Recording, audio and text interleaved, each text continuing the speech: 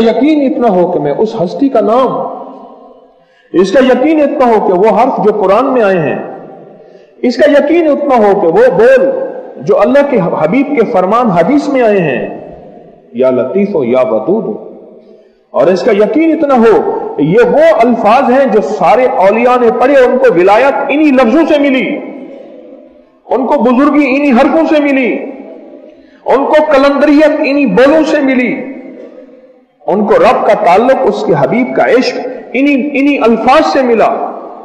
और ये वो बोल है जिसको अरबों ने लाखों ने पढ़ा, और ये वो बोल है जिसको सदियों ने पढ़ा, और ये वो बोल है जिसको फरिश्तों ने पढ़ा, और ये वो बोल है खुद मेरे कमली वाले की जुबान से निकले।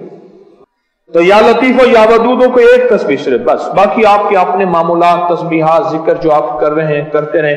किसी भी वक्त अगर किसी नमाज के बाद हो, बावुजू हो, एक जगह हो, अच्छी बात है। आप कहीं मजबूरी है, आप किसी भी वक्त एक तस्बीह या लतीफो या वदूदो की, पर एक तस्बीह ऐसी हो कि तस्बीह भी दुआ करे। हाँ, तस्बीह भी दुआ करे। एक तस्बीह ऐसी हो कि तस्बीह भी अंदर से खैर कहे कि वाह तूने क्या किया, मेरा हक अदा कर दिया। खुद तस्बीह भी दुआ करे, खुद तस्बीह भी दुआ।